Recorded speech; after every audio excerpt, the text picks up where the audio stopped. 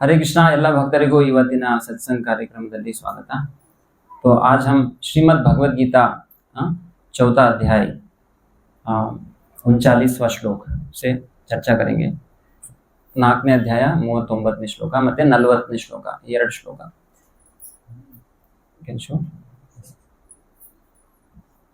ಎಲ್ಲರೂ ಹೇಳಿ, ಶ್ರದ್ಧಾವಾನ್ ಲಭತೆ ಜ್ಞಾನಂ तत्पर संयतेन्द्रियः ज्ञानं लब्ध्वा परां शान्तिम् अचिरेणाधिगच्छति। श्रद्धावान् लभते ज्ञानं तत्पर संयतेन्द्रियः ज्ञानं लब्ध्वा परां शान्तिम् अचिरेणाधिगच्छति। ಎಲ್ಲ ಪ್ರಭುಜಿ ಒಮ್ಮೆಗೆ ಹೇಳಿ ಜೋರಾಗಿ। ಶ್ರದ್ಧಾವಾನ್ ಲಭತೆ ಜ್ಞಾನಂ ತತ್ಪರ ಸಂಯತೇಂದ್ರಿಯಃ ಜ್ಞಾನಂ ಲಬ್ಧ್ವಾ ಪರಾಂ ಶಾಂತಿಂ ಅಚಿರೇಣಾಧಿಗಚ್ಚತಿ। ಎಲ್ಲ ಮಾತೆಯರು ಹೇಳಿ ಜೋರಾಗಿ। ಶ್ರದ್ಧಾವಾನ್ ಲಭತೆ ಜ್ಞಾನಂ ತತ್ಪರ ಸಂಯತೇಂದ್ರಿಯಃ ಜ್ಞಾನಂ ಲಬ್ಧ್ವಾ ಪರಾಂ ಶಾಂತಿಂ ಅಚಿರೇಣಾಧಿಗಚ್ಚತಿ। हाँ, ಸೊ ಇದ್ರದ್ದು ಅನುವಾದ ಸೊ ಇದರಲ್ಲಿ ಏನ್ ಹೇಳ್ತಾರೆ ಅಂದ್ರೆ, ಯಾರು ಶ್ರದ್ಧಾವಾನ್ ಇದ್ದಾನೆ, ಯಾವ ವ್ಯಕ್ತಿ ಶ್ರದ್ಧಾವಂತನಾಗಿದ್ದಾನೆ ಅವನು ಆಧ್ಯಾತ್ಮಿಕ ಜ್ಞಾನಕ್ಕೆ ಅವನ ಜೀವನವನ್ನು ಮುಡುಪಾಗಿಟ್ಟಿದ್ದಾನೆ। ಮತ್ತೆ ಎಲ್ಲ ಇಂದ್ರಿಯಗಳನ್ನ ಅವನು ಏನ್ ಮಾಡಿದಾನೆ ಅಂದ್ರೆ ಸಂಯಮಗೊಳಿಸಿದ್ದಾನೆ, ಎಲ್ಲಾನು ಅವನು ನಿಯಂತ್ರಣ ಮಾಡ್ಕೊಂಡಿದ್ದಾನೆ। ಅವನು ಈ ಒಂದು ಆಧ್ಯಾತ್ಮಿಕ ಜ್ಞಾನ ಪಡ್ಕೊಳ್ಳಿಕ್ಕೆ ಯೋಗ್ಯನಾಗ್ತಾನೆ। ಭಗವಂತನ ಭಕ್ತಿ ಅವನಿಗೆ ಬಹಳ ಸುಲಭವಾಗಿ ಸಿಗುತ್ತೆ। ಈ ರೀತಿ ಇದು ಸಿಕ್ಕಿದ ನಂತರ ಅವನಿಗೆ ಅತ್ಯಂತ ಉತ್ತಮವಾದಂತಹ ಆಧ್ಯಾತ್ಮಿಕ ಒಂದು ಶಾಂತಿ ಅವನಿಗೆ ಸಿಗ್ತದೆ। ಅಂದ್ರೆ ಅವನು ಭಗವಂತನ ಧಾಮಕ್ಕೆ ಹೋಗಕ್ಕೆ योग्यनाಗ್ತಾನೆ। तो यहाँ पे बताया कि जो श्रद्धावान व्यक्ति है, तो भक्ति में जिनको श्रद्धा है और वो आध्यात्मिक ज्ञान पाने के लिए वो पूरी तरह से अपने जीवन को उसने न्योछावर किया है और सब अपने इंद्रियों को वो संयम किया है, मतलब उनको नियंत्रण में लाया है, तो वो इस ज्ञान को पा सकता है। और जब इस तरह का आध्यात्मिक ज्ञान कोई पाता है तो तुरंत वो आध्यात्मिक जो उत्तम शांति है उसको पाता है। ठीक है, तो इसका तात्पर्य में श्रील प्रभुपाद जो बताते हैं वो हम क्लास में चर्चा करेंगे। अभी 40वां श्लोक एक बार हम बोलेंगे। 40ನೇ ಶ್ಲೋಕ ಎಲ್ಲರೂ ಹೇಳೋಣ, ದಯವಿಟ್ಟು ಹೇಳಿ। ಅಜ್ಞಾಶ್ಚ ಶ್ರದ್ಧಾನಶ್ಚ ಸಂಶಯಾತ್ಮ ವಿನಶ್ಯತಿ ನಾಯಂ ಲೋಕೋಸ್ತಿ ನ ಪರೋ ನ ಸುಖಂ ಸಂಶಯಾತ್ಮನಃ ಅಜ್ಞಶ್ಚ ಶ್ರದ್ಧಾನಶ್ಚ ಸಂಶಯಾತ್ಮ ವಿನಶ್ಯತಿ ನಾಯಂ ಲೋಕೋಸ್ತಿ ನ ಪರೋ ನ ಸುಖಂ ಸಂಶಯಾತ್ಮನಃ। ಎಲ್ಲ ಪ್ರಭುಜಿ ಹೇಳಿ।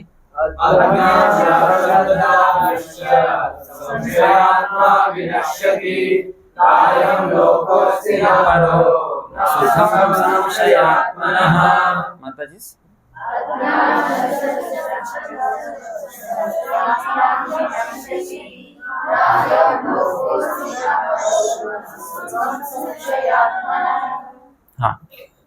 ಸೊ ಇಲ್ಲಿ ಹೇಳ್ತಾ ಇದ್ದಾರೆ, 3 ತರದ ಜನರು ಅವರು ಈ ಜಗತ್ನಲ್ಲಿ ಪತನ ಹೊಂದುತ್ತಾರೆ। 3 प्रकार के लोग वो पथभ्रष्ट हो जाते हैं आध्यात्मिक जीवन से। कौन है 3 प्रकार के लोग? एक है अज्ञ, अज्ञ मतलब जो मूर्ख है, ज्ञान नहीं है उसको, ಅಂದ್ರೆ ಅಜ್ಞಾನಿ, ಅವನು ಮೊದಲನೇವ। ಎರಡನೇವ ಯಾರಂದ್ರೆ ಅಶ್ರದ್ಧಾನಃ। ಅಶ್ರದ್ಧ ಅಂದ್ರೆ ಯಾರಿಗೆ ಶಾಸ್ತ್ರಗಳಲ್ಲಿ ಶ್ರದ್ಧೆ ಇಲ್ಲ, ಭಕ್ತಿಯಲ್ಲಿ ಶ್ರದ್ಧೆ ಇಲ್ಲ, ಲೆಕ್ಚರ್ ಎಲ್ಲ ಕೇಳ್ತಾರಾದ್ರೆ ಅವನಿಗೆ ಶ್ರದ್ಧೆ ಇಲ್ಲ। तो श्रद्धा जिनके अंदर नहीं है भगवान के ऊपर, भक्ति के ऊपर, शास्त्र के ऊपर। और तीसरा संशयात्मा। संशयात्मा मतलब जो बहुत शंकाएं उसके अंदर होती है। ಯಾರಲ್ಲಿ ಬಹಳ ಸಂಶಯಗಳು ಬಹಳ ಇರ್ತದೆ। ಅಂದ್ರೆ ಇದು ಹೆಂಗೆ, ಅದು ಹೆಂಗೆ, ಇದ್ಯಾಕೆ ಹಿಂಗಿಲ್ಲ, ಅದ್ಯಾಕೆ ಹಂಗ್ ಮಾತ್ರ, ಹಿಂಗೆ ಯಾಕಿಲ್ಲ, ಸೊ ಈ ತರ ಸಂಶಯಗಳು ತುಂಬಾ ಬರ್ತದೆ। ಮತ್ತೆ ಏನು ಹೇಳಿದ್ದಾರೆ, ಭಕ್ತಿ ಮಾಡಿದ್ರೆ ನಮ್ಗೆ ಭಗವಂತ ಸಿಗ್ತಾರೆ, ಭಗವಂತನ ಧಾಮಕ್ಕೆ ಹೋಗ್ತೀವಿ, ಅದ್ರ ಬಗ್ಗೆ ಅವನಿಗೆ ಏನೋ ಅಷ್ಟು ಇದಿಲ್ಲ, ನಂಬಿಕೆ ಇಲ್ಲ ಅಂತಹ ವ್ಯಕ್ತಿ। ಸೊ ಈ ಮೂರು ತರ ಜನಗಳು ಅವನಿಗೆ ವಿನಶ್ಯತಿ ಅಂದ್ರೆ ಅವರು ಪಂಥನ ಹೊಂದುತ್ತಾರೆ, ಭಕ್ತಿಯಲ್ಲಿ ಜಾಸ್ತಿ ದಿನ ಅವರು ಉಳಿಯೋದಿಲ್ಲ। ಈಗ ನಾವು ಸಂಡೇ ಬರ್ತೀವಿ, ಒಂದು 5 ತಿಂಗಳು ಅಥವಾ 4 ತಿಂಗಳು ಆದ್ಮೇಲೆ ಬರ್ತೀವಿ। ಸೊ ಯಾರ್ಯಾರು ಬಂದಿರ್ತಾರೆ ಅದರಲ್ಲಿ 50% ಜನನೇ ಇರ್ತಾರೆ, ಇನ್ನೊಂದು 50% ಶಫಲ್ ಚೇಂಜ್ ಆಗ್ಬಿಡ್ತದೆ, ಕ್ರೌಡ್ ರೊಟೇಷನ್ ಆಗ್ತದೆ। ಸೊ ಯಾಕೆ ಹಿಂಗ ಆಗ್ತದೆ ಅಂದ್ರೆ ನಮಗೆ ಶ್ರದ್ಧೆ ನಾವು ಬೆಳೆಸಿಲ್ಲ ಭಕ್ತಿಯಲ್ಲಿ। ಮತ್ತೆ ಬಹಳ ಡೌಟ್ಸ್ ಇದೆ, ಆ ಡೌಟ್ಸ್ ನಾವು ಯಾರಿಗೂ ಕೇಳಿಲ್ಲ।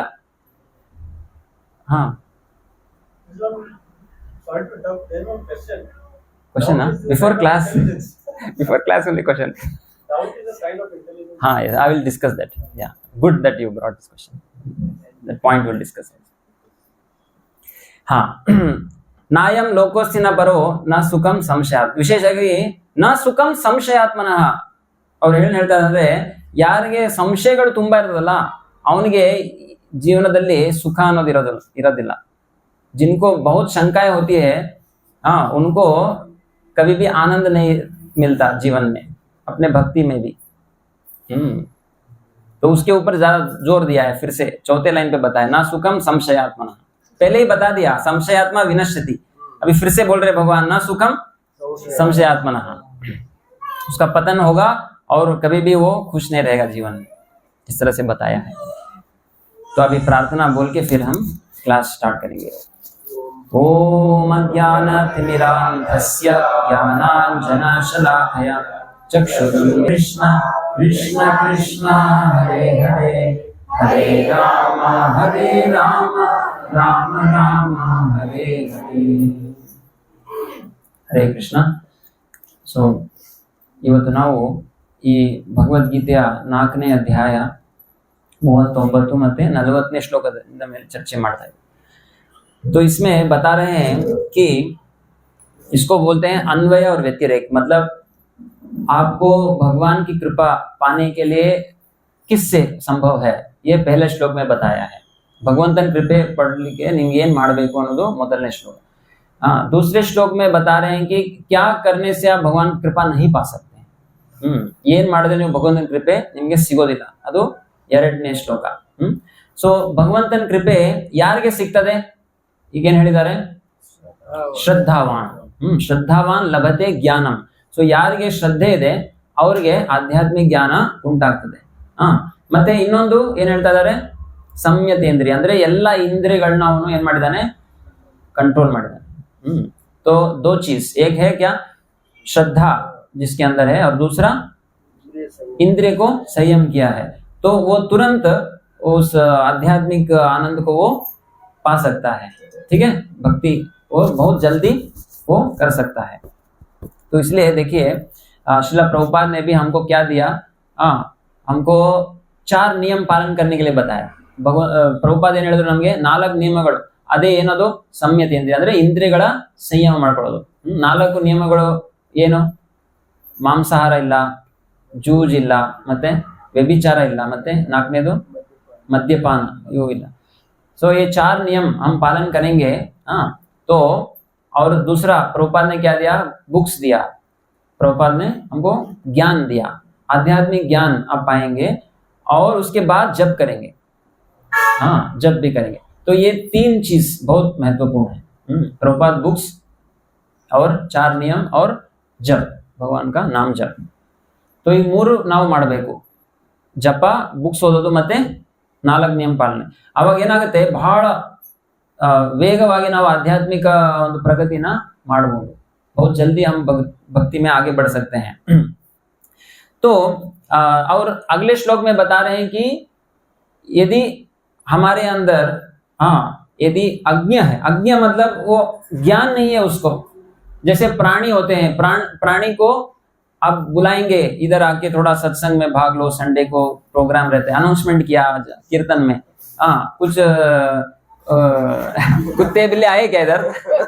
नहीं आए ना, कुछ लोग शायद आए रहेंगे, कुछ लोग आए इधर हरिनाम सुन के, हाँ बहुत साल पहले आए हरिनाम सुन के ठीक है, हरिनाम सुन के आए, अच्छा है और कोई है ऐसे आज आए पहली बार? आप पहली बार आए? अच्छा, कैसे आए प्रभु जी? सुन के आए? हाँ, कौन बोला आपको? अच्छा, इन्होंने, हाँ, तो माता जी ने बोला कि यहाँ पे सत्संग होता है, आइए करके। तो ऐसे कुछ लोग सुन के आते हैं, है ना। मैं किसी कुत्ते को जाके बोलूं यहाँ पे सत्संग होता है, आ जाओ, प्रसाद भी अच्छा रहता है, वो बस देखते रहेगा, भाव भाव बोलेगा और कुछ समझ में नहीं आएगा उसको क्या बोल रहा है कि नहीं। तो अज्ञा मतलब उसको ज्ञान नहीं है, मतलब प्राणी के जैसे ही वो जी रहा है। चार चीज होते हैं ना, प्राणी और मनुष्य में समान होते हैं। 4 ವಿಷಯಗಳು ಪ್ರಾಣಿ ಮತ್ತೆ ಮನುಷ್ಯರು ಇಬ್ರು ಸಮಾನವಾಗಿದೆ. ಏನೇನದು? ಆಹಾರ, ನಿದ್ರಾ, ಭಯ, ಮೈಥುನ್ ಅಂದ್ರೆ ಏನು? ಉಣ್ಣೋದು, ಮತ್ತೆ 2ನೇದು ಮಲ್ಕೊಳ್ಳೋದು, ಮತ್ತೆ 3ನೇದು ಭಯ. ಭಯ ಅಂದ್ರೆ ಏನು? ಅಂದ್ರೆ ರಕ್ಷಣೆ, ಬೇರೆಯವ್ರಿಗೆ ದಬಾಯಿಸೋದು ನಮ್ಮ ರಕ್ಷಣೆಗೋಸ್ಕರ, ಹೌದು ತಾನೆ? ಇದು ಪ್ರಾಣಿಗಳು ಮಾಡ್ತಾವಲ್ಲ, ನಾವು ಮಾಡ್ತೀವಿ. ಉಣ್ಣೋದು ಪ್ರಾಣಿ ಮಾಡ್ತಾವ, ನಾವು ಉಣ್ತೀವಿ. ಮತ್ತೆ ಮಲ್ಕೊಳ್ಳೋದು ಪ್ರಾಣಿ ನಾವು ಮಲ್ಕೋತೀವಿ. ಮತ್ತೆ 4ನೇದು ಯಾವ್ದಂದ್ರೆ ಕುಟುಂಬ ಭರಣೆ ಮಾಡೋದು. तो कुटुंब बनाना, मैथुन, ये जो है ये प्राणी और मनुष्य में समान, ये 4 चीज समान है, ठीक है।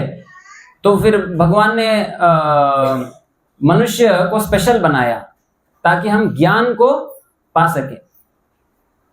ಈಗ ನೋಡಿ, ಪ್ರಾಣಿಗಳಂತೆ ನಾವು ಈ 4 ಕಾರ್ಯಗಳು ಮಾಡ್ತಿದ್ರೆ ಮತ್ತೆ ನಮಗೆ ಏನಂತ ಹೇಳಬೇಕು? ದ್ವಿಪಾದ ಪಶು ಅಂತ ಏನಂತಾರೆ? तो दो टांग का प्राणी ऐसे बोलते हैं शास्त्र, 2-legged animals, है ना। तो अज्ञा नहीं होना चाहिए, हमें ज्ञान नहीं होना चाहिए, सॉरी अज्ञान नहीं होना चाहिए, मतलब ज्ञान होना चाहिए कि जगत क्या है, कैसा चलता है, नियम क्या होते हैं, तो ये होना चाहिए। यदि अज्ञा है तो यहाँ पे बता रहे हैं कि आप भक्ति में आगे बढ़ नहीं सकते, और आपको मतलब विनश्यति, वो ज्यादा दिन वो मतलब भक्ति में आया तो भी यदि उसने ज्ञान नहीं पाया, क्लास को बैठा नहीं, इधर उधर घूमता है, कभी कभी डिवोटी आते हैं तो क्या करते हैं, क्लास रहता है, प्रभु जी बोलते हैं, प्रभु जी समय आते ಎಲ್ಲರೂ ಬಂದು ಕೂತ್ಕೊಳ್ಳಿ ಅಂತ, ನಾವು ಬರ್ತೀವಿ ಪ್ರಭು ಜಿ, ಬರ್ತೀವಿ, ಸ್ವಲ್ಪ ಕೆಲಸ ಇದೆ ಸ್ವಲ್ಪ ಕೆಲಸ, 5 ನಿಮಿಷದಲ್ಲಿ ಬಂದೆ, ಹೋಗ್ತಾರೆ, 50 ನಿಮಿಷ ಆದ್ಮೇಲೆ ಬರ್ತಾರೆ ಪ್ರಸಾದಕ್ಕೆ ಡೈರೆಕ್ಟ್. ಸೊ ನಾವು ಅಜ್ಞಾನದಲ್ಲಿ ಇದ್ರೆ ಏನಾಗ್ತದೆ, ನಾವು ಭಕ್ತಿಯಲ್ಲಿ ಮುಂದುವರಿಯಕ್ ಆಗಲ್ಲ ಅಂತ ಇದ್ದಾರೆ. ಜ್ಞಾನ ಪಡ್ಕೋಬೇಕು, ಕ್ಲಾಸಲ್ಲಿ ಕೂತ್ಕೋಬೇಕು, ಆಯ್ತಾ. ಮತ್ತೆ 2ನೇದು ಏನಂದ್ರೆ ಅಶ್ರದ್ಧಾನ. ಅಶ್ರದ್ಧಾನ ಅಂದ್ರೆ ಯಾರಿಗೆ ಶ್ರದ್ಧೆ ಇಲ್ಲ, ಕ್ಲಾಸಲ್ಲೂ ಕೂತಿದ್ದಾರೆ, क्लास में बैठे हैं, लेकिन क्या है, वो प्रभु जी जो बोल रहे हैं उसके ऊपर उसको श्रद्धा नहीं है. ಇವ್ರು ಏನೇನೋ ಅಂತಿರ್ತಾರೆ ಅವ್ರ ಮನಸ್ಸಿಗೆ ಬಂದ ಅಂತಾರೆ, ಏನೋ ಬುಕ್ ಅಂತೆ, ಯಾರು ಬರೆದ್ರು ಇದು ಭಗವಂತ ಹೇಳದಂತೆ, ಯಾರು ನೋಡಾರ ಅದನ್ನ. तो ऐसे श्रद्धा नहीं रहता उनको,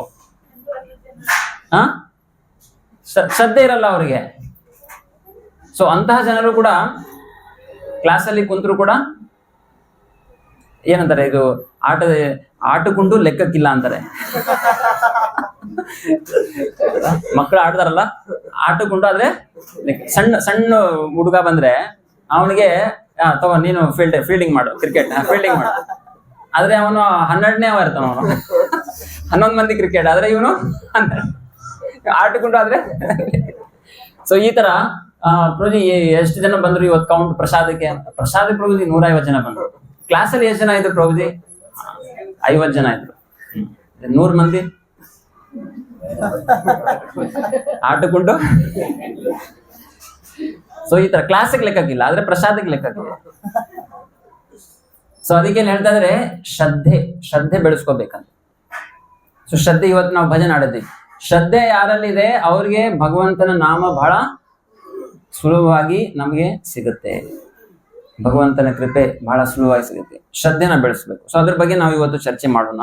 ಈಗ ಮೂರನೇದು ಏನಂದಿದ್ದಾರೆ ಅವರು, ಸಂಶಯಾತ್ಮ. ಸಂಶಯಾತ್ಮ ಅಂದ್ರೆ ಅವನು ಶಾಸ್ತ್ರ ಕೂಡ ಓದ್ತಾನೆ, ಆದ್ರೆ ಅವನಿಗೆ ಏನಿರ್ತದೆ ಅಂದ್ರೆ ಸಂಶಯ ಇರ್ತದೆ. ಇದು ನಿಜವಾಗ್ಲೂ ಈ ತರ ಆಗುತ್ತಾ, ನಾನು ಮಾಡಿದ್ರೆ ಆಗುತ್ತಾ, ಈ ತರ ಡೌಟ್ ತುಂಬಾ ಇರ್ತದೆ ಅವನಿಗೆ. ಸೊ ಇವನಿಗೆ ಏನಂತಾರೆ, ಸಂಶಯಾತ್ಮ. ಈಗ ಪ್ರಭುಜಿ ಒಂದು ಪ್ರಶ್ನೆ ಕೇಳಿದ್ರು, ಯಾರು ಡೌಟ್ ಕೇಳ್ತಾರೆ ಅವರು ಬಹಳ ಬುದ್ಧಿವಂತರು ಅಂತ ಹೇಳಿದ್ದಾರೆ. ನೋಡಿ, ಕ್ಲಾಸಲ್ಲಿ, ಇದು ಈ ಕ್ಲಾಸ್ ಅಲ್ಲ, ಸಪೋಸ್ ಕಾಲೇಜಲ್ಲಿ ಕ್ಲಾಸ್ ಇದೆ, ಅಲ್ಲಿ 2 ತರ ಜನ ಯಾವುದು ಡೌಟ್ ಕೇಳೋದಿಲ್ಲ. 2 ತರ ಜನ ಯಾರಂದ್ರೆ, ಯಾರು ಏನೋ ಅವನ್ಗೆ ಅರ್ಥ ಆಗಿರಲ್ಲ, ಹಂಗೆ ನೋಡ್ತಾ ಇರ್ತಾನ ಟೀಚರ್. ಸೊ ಅಂತ ಜನರು ಡೌಟ್ बರ್ತದ ಅವ್ರಿಗೆ, उनको डाउट आता है, नहीं आता है उनको. और ऐसे स्टूडेंट्स रहते हैं जो पूरा नोट्स बनाते हैं, बहुत अच्छा क्लास सुना, उनको डाउट आता है क्या? बहुत रेयरली आता है, ज्यादा नहीं आता, एक आध बार आएगा. हाँ, तो ऐसे डाउट आने से इसका मतलब है कि वो कुछ तो सुना क्लास में. डाउट आया मतलब क्या, 2 कैटेगरी. एक है पूरा समझ गया 100%, ಎಲ್ಲ ಅರ್ಥ ಆಗ್ಬಿಡು. ಎರಡನೇದು ಏನಂದ್ರೆ 1 ಪಾಯಿಂಟ್ ಅರ್ಥ ಆಗಿಲ್ಲ. ಸೊ ಅದಕ್ಕೆ ಈಗ ಕ್ಲಾಸ್ ನಾವು ಮಾಡ್ತೀವಿ, ಇಲ್ಲಿ ಕೂಡ ಕ್ಲಾಸ್ ಮಾಡಿದ್ಮೇಲೆ ಕೊನೆಯದಾಗಿ ಏನಾದ್ರು ಪ್ರಶ್ನೆ ಇದೆಯಾ ಅಂತ ಕೇಳಿದಾಗ ಏನು ಇಲ್ಲ, ಯಾರಿಗೂ ಏನು ಪ್ರಶ್ನೆ ಇಲ್ಲ. ಎಲ್ಲ ಅರ್ಥ ಆಯ್ತಾ ಪ್ರಭುಜಿ? ಎಲ್ಲ ಅರ್ಥ ಆಯ್ತು. ಪ್ರಭುಜಿ ಕ್ಲಾಸಲ್ಲಿ ಏನು ತಿಳ್ಕೊಂಡ್ರಿ? ಪ್ರಭುಜಿ ಎಲ್ಲ ಚೆನ್ನಾಗಿತ್ತು. ಕ್ಲಾಸ್ ಆದ್ಮೇಲೆ ನಾವು ಕೇಳ್ತೀವಿ ಈ ತರ ಜನರಿಗೆ, ಪ್ರಭುಜಿ ಕ್ಲಾಸ್ ಹೆಂಗಿತ್ತು? ತುಂಬಾ ಚೆನ್ನಾಗಿತ್ತು. ಏನ್ ಪಾಯಿಂಟ್ ಇಷ್ಟ ಆಯ್ತು? ಎಲ್ಲಾ ಪಾಯಿಂಟು ಇಷ್ಟ ಆಯ್ತು. ಯಾವ್ದೋ 1 ಪಾಯಿಂಟ್ ಹೇಳಿ, ಪ್ರಭುಜಿ 1 ಪಾಯಿಂಟ್ ಹೆಂಗ್ ಹೇಳಕ್ಕಾಗ್ತದೆ? ಎಲ್ಲಾ ಪಾಯಿಂಟ್ ಚೆನ್ನಾಗಿತ್ತು.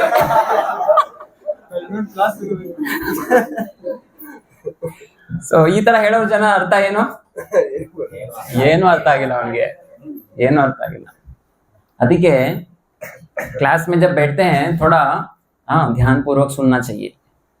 कुछ लोग ऐसे नोट्स बनाते थे. प्रभु जी बहुत सीनियर डॉक्टर है, वो आयुर्वेदिक डॉक्टर, खुद का क्लिनिक है ना, फिर भी वो क्या करते हैं, आगे बैठ के ऐसे नोट्स बनाते हैं, है ना. देखिए अभी कलयुग में ना वो पूरा मेमोरी नहीं रहता है ना. ನಮ್ದು ಮೆಮೊರಿ ಏನು ಬಹಳ ಕಡಿಮೆ ಇರ್ತದೆ. ಪರೀಕ್ಷಿತ್ ಮಹಾರಾಜ್ ಸುಖದೇವ್ ಗೋಸ್ವಾಮಿ 7 ದಿವಸ ಕಾಲ ಹಂಗೆ ಅವರು ಮಾತಾಡ್ತಾ ಇದ್ರು, ನೋಟ್ಬುಕ್ ಇಟ್ಕೊಂಡಿರಲಿಲ್ಲ ಅವರು. ಆದ್ರೆ ಕಲಿಯುಗದಲ್ಲಿ ನೋಟ್ಸ್ ಮಾಡ್ಬೇಕಾಗತ್ತೆ, ಯಾಕಂದ್ರೆ ಆಮೇಲೆ ನಾವು ಓದ್ಬೇಕು, ರೆಫರ್ ಮಾಡಬೇಕು. ನೋಟ್ಸ್ ಮಾಡದೆ ಒಳ್ಳೇದು. ಆಮೇಲೆ ಪಾಯಿಂಟ್ಸ್ ಏನಾದ್ರು ಏನ್ ಇಷ್ಟ ಆಯ್ತು ಅಂದ್ರೆ, ನಿಮ್ಗೆ ಯಾವ್ದು ನೆನಪಿಲ್ಲ ಅಂದ್ರೆ ಅಟ್ಲೀಸ್ಟ್ ನೋಟ್ಬುಕ್ ನೋಡಿ 1-2 ಪಾಯಿಂಟ್ ಹೇಳ್ಬೋದು ನೀವು, ಹೌದ್ ತಾನೆ? ಯಾವ ಪಾಯಿಂಟ್ ನೀವು ಹೇಳ್ತಿರಲ್ಲ ಅದು ನಿಮ್ಗೆ ನೆನಪು ಉಳಿಯುತ್ತೆ, ಇಡೀ ಜೀವನನೂ ಉಳಿಯುತ್ತೆ, ಇಡೀ ಜೀವನ ಪರ್ಯಂತ ಅದು ನಿಮಗೆ ಮೆಮೊರಿಯಲ್ಲಿ ಉಳಿಯುತ್ತೆ. ಅದಕ್ಕೆ ಈ ತರ ಡಿವೋಟಿಸ್ ಜೊತೆಗೆ ಏನೋ ಒಂದು ಪಾಯಿಂಟ್ ಹೋಗಿ ಹೇಳಬೇಕು, ಪ್ರಭುಜಿ ಇವತ್ತು ಈ ಪಾಯಿಂಟ್ ಇವತ್ತು ಕ್ಲಾಸಲ್ಲಿ ಕೇಳಿದ್ವಿ ಚೆನ್ನಾಗಿತ್ತು. ಅವಾಗ ಆ ಪಾಯಿಂಟ್ ನಿಮ್ಗೆ ಏನಾಗುತ್ತೆ, ಒಳಗಿರ್ತದೆ. तो समझ में आ रहा है? हिंदी ओके, कन्नड़ा दोनों मिक्स कर रहा हूँ, तो गड़बड़ मिक्स, पूरा फ्रूट मिक्स जैसा लैंग्वेज मिक्स. हाँ, तो अभी हम चर्चा करेंगे. तो 3 प्रकार के लोग हमने चर्चा. तो अभी श्रद्धा. तो प्रभु जी का प्रश्न, तो ಡೌಟ್ ಮಾಡಿದ್ರೆ ಅದು ಬುದ್ಧಿವಂತನ ಲಕ್ಷಣ ಅಂತ.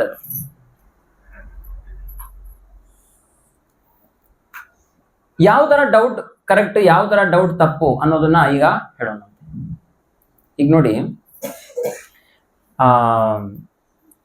ಅರ್ಜುನ ಕೂಡ ಭಗವದ್ಗೀತೆ ಇದೇ 4ನೇ ಅಧ್ಯಾಯದಲ್ಲಿ ಪ್ರಾರಂಭದಲ್ಲಿ ಭಗವಂತ ಶ್ರೀಕೃಷ್ಣ ಅರ್ಜುನನ್ ಹೇಳ್ತಾರೆ, ನಾನು ಹಲವಾರು ಲಕ್ಷಾಂತರ ವರ್ಷ ಹಿಂದೆ ನಾನು ಇದೇ ಭಗವದ್ಗೀತಾ ಜ್ಞಾನ ವಿವಸ್ವಾನ್ ಸೂರ್ಯ ದೇವನಿಗೆ ನಾನು ಹೇಳಿದ್ದೀನಿ. ಯಾರಿಗೆ ಹೇಳಿದ್ದೀನಿ? ಸೂರ್ಯದೇವ್. ಲಕ್ಷಾಂತರ ವರ್ಷ ಹಿಂದೆ ಸೂರ್ಯದೇವನಿಗೆ ಹೇಳಿದ್ದೀನಿ ಅಂತ ಹೇಳ್ತಾರೆ. ಈಗ ಇದು ಕೇಳಿದ ಕೂಡಲೇ अर्जुन ಏನ್ ಅನಿಸ್ಬೇಕು? समझ में आ रहा है?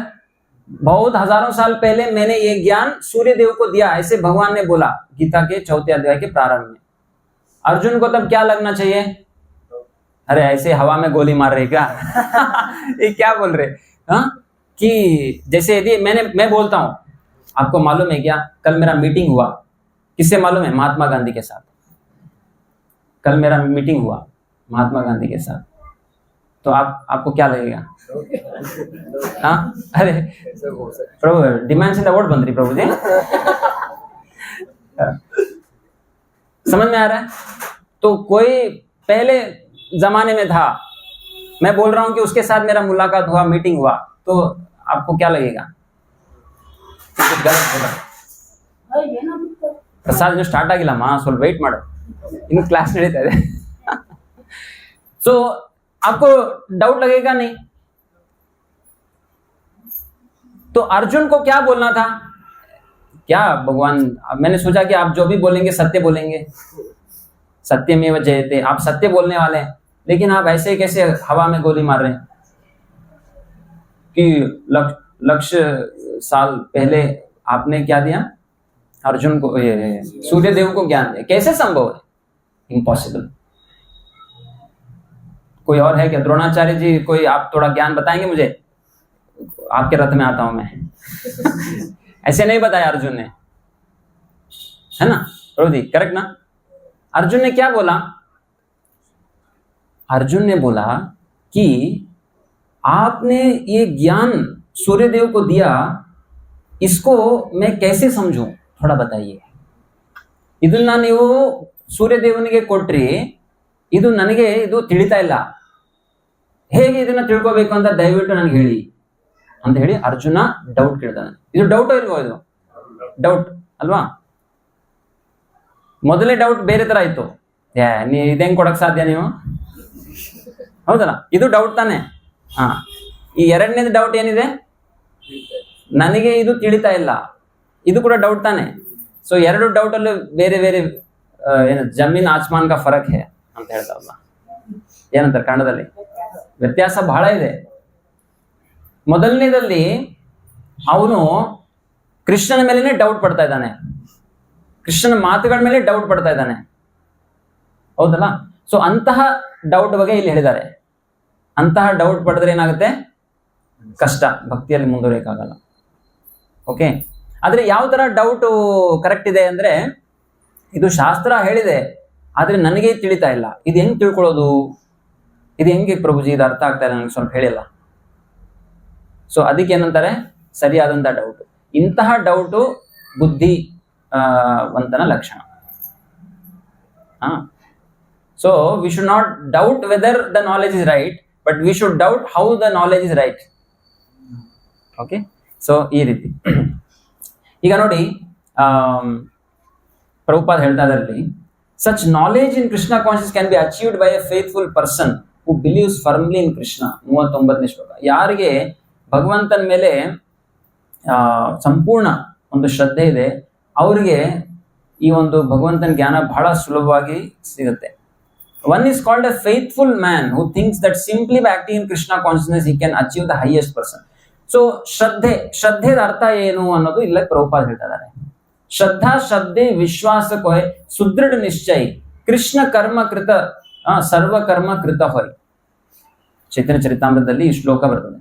ಇಸ್ಮೆ ಬತಾಯ ಹೈ ಕಿ ಯಾರು ಭಗವಂತನ ಕಾರ್ಯ ಮಾಡ್ತಾ ಇದ್ದಾರೆ, ಭಗವಂತನ ಭಕ್ತಿ ಮಾಡ್ತಾ ಇದ್ದಾರೆ, ಅದು ಮಾಡೋದ್ರಿಂದ ಎಲ್ಲ ತರದ ಕಾರ್ಯಗಳು ಅದು ಕಂಪ್ಲೀಟ್ ಆಗ್ಬಿಡ್ತದೆ. ಯಾವ ರೀತಿ ಒಂದು ಮರದಲ್ಲಿ ನಾವು ಬೇರಿಗೆ ನೀರು ಬಿಟ್ರೆ ಏನಾಗುತ್ತೆ? ಎಲೆಗೆ ನೀರು ಸಪ್ರೇಟ್ ಹಾಕ್ಬೇಕಾ ಹೋಗಿ? ಹಣ್ಣಿಗೆ? ಸೊ ಮಾವಿನ ಗಿಡ ಆದ್ರೆ ನಮ್ಗೇನ್ ಬೇಕು? ಮಾವಿನ ಹಣ್ಣು ಬೇಕು. ಅದಕ್ಕೆ ನಾನೇನ್ ಮಾಡ್ತೀನಿ? ಮಾವಿನ ಹಣ್ಣಿಗೆ ಹೋಗಿ ನೀರು ಹಾಕ್ತೀನಿ. ನನಗೆ ಅದೇ ಎಲ್ಲ ಬೇಕಾಗಿರೋದು. ನಂಗೆ ಟೊಂಗೆ ಬೇಕಾ? ನನಗೆ ಎಲೆಗಳು ಬೇಡ, ಏನು ಉತ್ಸವ ಎಲ್ಲ ತೋರಣ ಏನ್ ಬೇಡ, ನನಗೆ ಬರೀ ಏನ್ ಬೇಕು? ನನಗೆ ಹಣ್ಣು ಬೇಕು, ತಿನ್ಬೇಕು ನಾ. ಅದಕ್ಕೆ ನಾನೇನ್ ಮಾಡ್ತೀನಿ? ಹೋಗಿ ಹಣ್ಣು, ಎಲ್ಲೆಲ್ಲಿ ಹಣ್ಣಿದೆ, ಕಾಯಿ ಇದೆ, ಅದಕ್ಕೆ ನೀರು ಹಾಕಿ ಅದು ಹಣ್ಣಾಗುತ್ತೆ. ಹಂಗಾಗತ್ತಾ? ಆಗತ್ತಾ? ಇಲ್ಲ. ಎಲ್ಲಿ ನೀರು ಹಾಕ್ಬೇಕು? ಬೇರೆ ಹಾಕಿದ್ರೆ ಏನಾಗುತ್ತೆ? ಹಾ, ಎಲೆಗೆ ಸಪರೇಟ್ ಆಗಿ ಹಾಕ್ಬೇಕಾ ಹೋಗಿ, ಹಣ್ಣಿಗೆ ಎಲ್ಲ ಕಡೆ ಹೋಯ್ತು, ಕರೆಕ್ಟ್ ತಾನೆ? ಅದೇ ತರ ಭಗವಂತನ ಭಕ್ತಿ ನಾವು ಮಾಡೋದ್ರಿಂದ ಹಾ ಎಲ್ಲ ತರದ ಕಾರ್ಯಗಳು ಕೂಡ ಸಂಪೂರ್ಣ ಆಗ್ಬಿಡ್ತದೆ.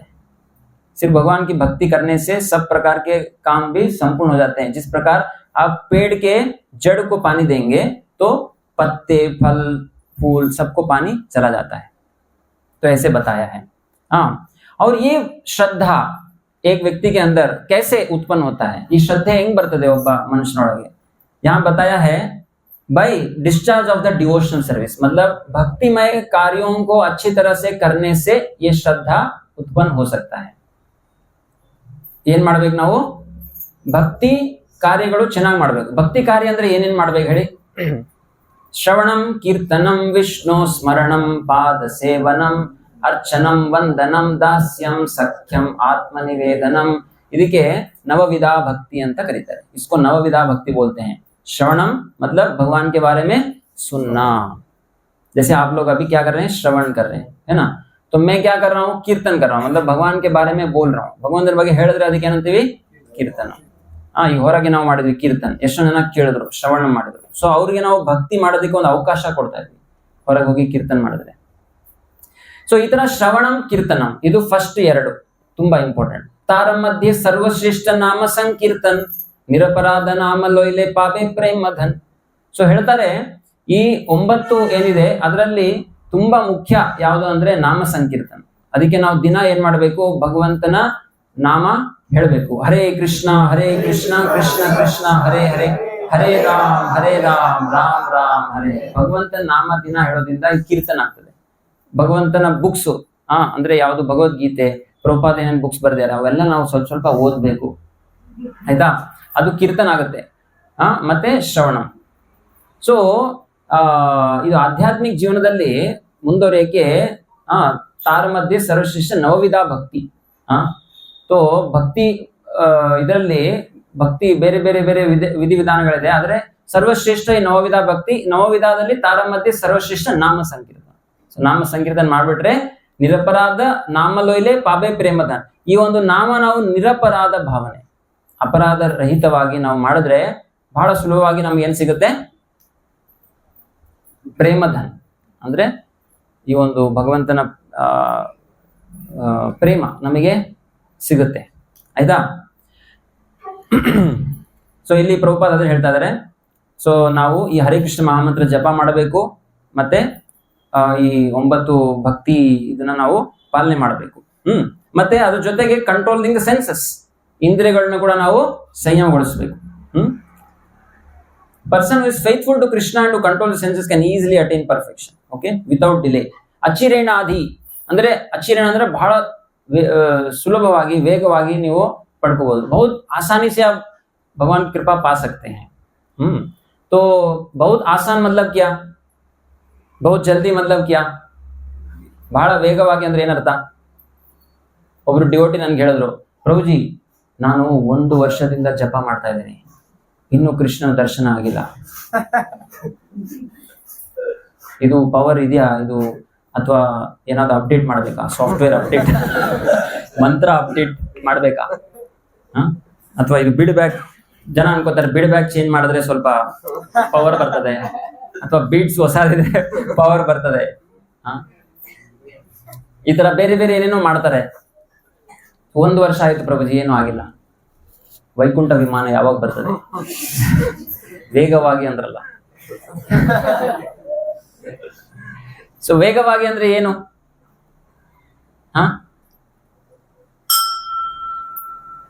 ನೋಡಿ, ಈ ಜಗತ್ನಲ್ಲಿ ನಾವು ಎಷ್ಟು ಲಕ್ಷಾಂತರ ಜನ್ಮಗಳಿಂದ ನಾವು ಇಲ್ಲಿದ್ದೀವಿ, ನಮ್ಗೆ ಲೆಕ್ಕ ಇದೆಯಾ? ಯಾರಿಗೂ ಲೆಕ್ಕ ಇಲ್ಲ. ಜನ್ಮ ಜನ್ಮಾಂತರ ನಾವು ಈ ಜಗತ್ತಲ್ಲಿ ತಿರುಗಾಡ್ತಾ ಇದೀವಿ. ಪುನರಪಿ ಜನನಂ ಪುನರಪಿ ಮರಣಂ ಪುನರಪಿ ಜನನಿ ಜಠರೇ ಶಯನಂ. ಈ ರೀತಿ ಒಂದೊಂದು ಜನ್ಮ, 84 ಲಕ್ಷ ಜೀವರಾಶಿ ದಾಟಿ ಬಂದ ಈ ಶರೀರ. ಸೊ ಈ ಶರೀರ ಬರೋಕ್ಕಿಂತ ಮುಂಚೆ ಎಷ್ಟೊಂದು ಜನ್ಮಗಳನ್ನ ತಿರುಗಾಡಿದ್ವಿ, ಹೌದ್ ತಾನೆ? ಈಗ ಈ ಮನುಷ್ಯ ಜನ್ಮ ಒಂದು ಜನ್ಮ ಎಷ್ಟು? 80 ವರ್ಷ, 90 ವರ್ಷ, 100 ವರ್ಷ. ಅಷ್ಟು ಕೂಡ ನಾವು ಭಕ್ತಿಗೆ ಕೊಟ್ರೆ, ಭಗವಂತ ಧಾಮಕ್ಕೆ ಹೋದ್ರೆ ಅದು ಕೂಡ ಕಡಿಮೆನೆ. ಲಕ್ಷಾಂತರ ಜನ್ಮ ಕಂಪೇರ್ ಮಾಡಿದ್ರೆ ಒಂದು ಜನ್ಮ ಏನಾದ್ರು ಲೆಕ್ಕ ಇದೆಯಾ? ಇಲ್ಲ.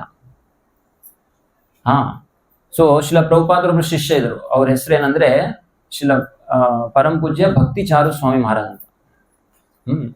ಸೊ ಭಕ್ತಿ ಚಾರು ಸ್ವಾಮಿ ಮಹಾರಾಜರವರು ಪ್ರಭುಪಾದರಿಗೆ ಕೇಳ್ತಾ ಇದ್ರು, ಪ್ರಭುಪಾದರ್ ನಾನು ಏನ್ ಮಾಡ್ಬೇಕು, ಗೃಹಸ್ಥ ಆಗ್ಬೇಕಾ ಅಥವಾ ಬ್ರಹ್ಮಚಾರಿ ಆಗ್ಬೇಕಾ, ಏನು ನನ್ಗೆ ತಿಳಿತಾ ಇಲ್ಲ.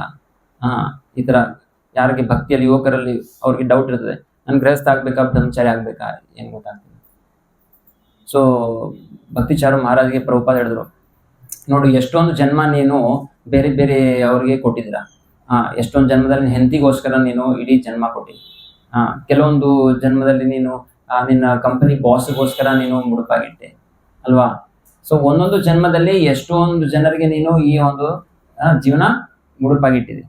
ಈ ಒಂದು ಜನ್ಮ ನೀನು ಕೃಷ್ಣನಿಗೆ ಮುಡುಪಾಗಿಟ್ಟು ನೋಡಲ್ಲ.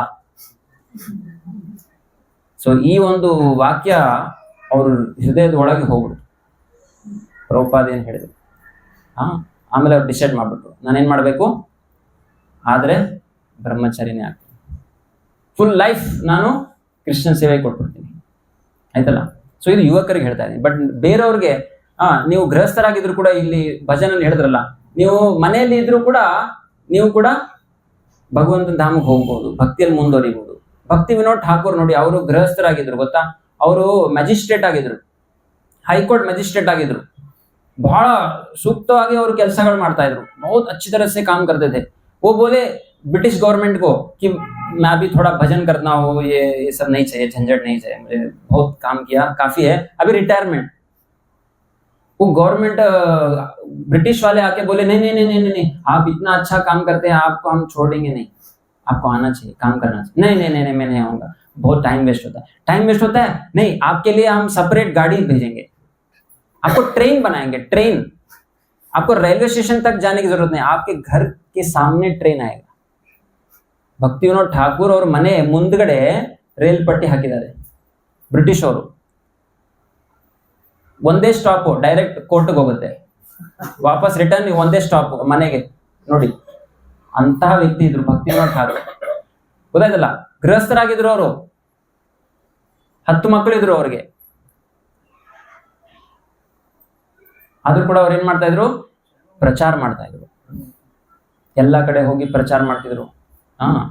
ದಿನ ಮನೆ ಆಫೀಸಿಂದ ಬಂದ ಮೇಲೆ ಮನೆಯಲ್ಲಿ ಪೂಜೆ ಮಾಡಿ ಸ್ವಲ್ಪ ಕೀರ್ತನ್ ಮಾಡ್ತಾ ಇದ್ರು. ಎಲ್ಲ ಮನೆ ಸದಸ್ಯರೆಲ್ಲ ಕೂರಿಸಿ ಅವ್ರು ಏನ್ ಮಾಡ್ತಿದ್ರು, ಕೀರ್ತನ್ ಮಾಡ್ತಿದ್ರು. ನೀವು ಕೂಡ ನಿಮ್ಮ ಮನೇಲಿ ಈ ತರ ಮಾಡಬೇಕು. ಎಲ್ಲರೂ ಬಂದು ಮನೆಯಲ್ಲಿ ಹೆಂಡತಿ ಹೇಳ್ತಾಳೆ, ನಂಗೆ ಅಡ್ಗೆ ಮಾಡ್ಬೇಕ್ರಿ, ಸುಮ್ನಿರ್ರಿ ನೀವು. ಮಕ್ಕಳು ಹೇಳ್ತಾರೆ, ಅಪ್ಪ ನಾನು ಆಟ ಆಡಕ್ ಹೋಗ್ತಾ ಇದೀನಿ.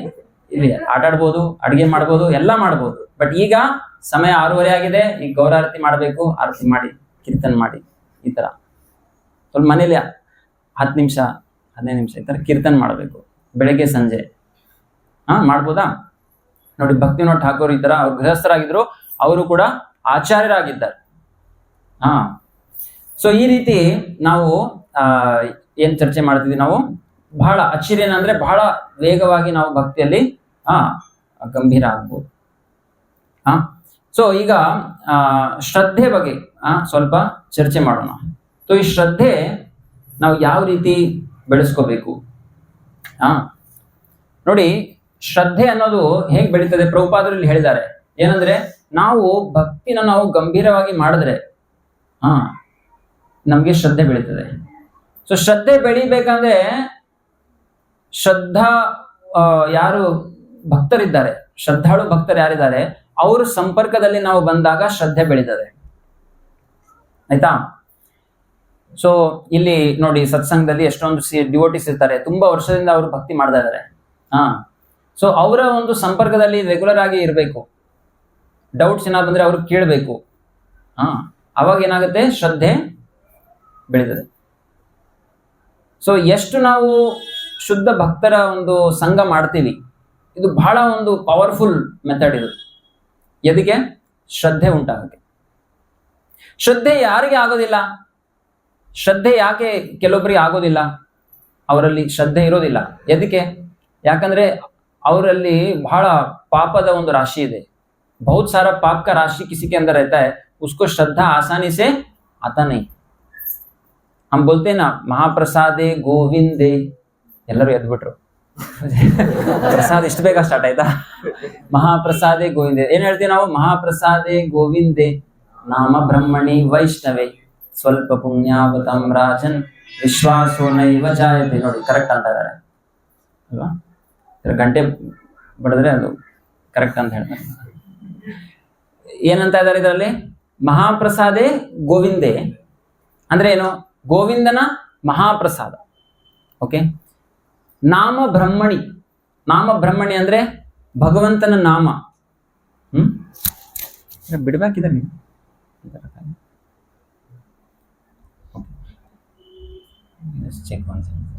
ನಾಮ ಬ್ರಹ್ಮಣಿ ಅಂದ್ರೆ ಭಗವಂತನ ನಾಮದಲ್ಲಿ ವಿಶ್ವಾಸ. ಮೊದಲನೇದು ಮಹಾಪ್ರಸಾದದಲ್ಲಿ ವಿಶ್ವಾಸ, ಅದು ತುಂಬಾ ಇರ್ತದೆ ನಮ್ಗೆ ಅಲ್ವಾ?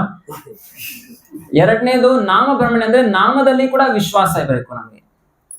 ಮೂರನೇದು ನಾಮ ಬ್ರಹ್ಮಣಿ ಆದ್ಮೇಲೆ ಏನು? ವೈಷ್ಣವೇ ಅಂದ್ರೆ ಭಗವಂತನ ಭಕ್ತರಲ್ಲಿ ವಿಶ್ವಾಸ. ಆಯ್ತಾ? ಈ ಮೂರರಲ್ಲಿ ವಿಶ್ವಾಸ ಯಾರಿಗೆ ಬರೋದಿಲ್ಲ? ಇದರಲ್ಲಿ ಹೇಳ್ತಾ ಇದ್ದಾರೆ ಸ್ವಲ್ಪ ಪುಣ್ಯಾವತಾಂ ರಾಜನ್ ವಿಶ್ವಾಸೋ ನೈವ ಜಾಯತೆ.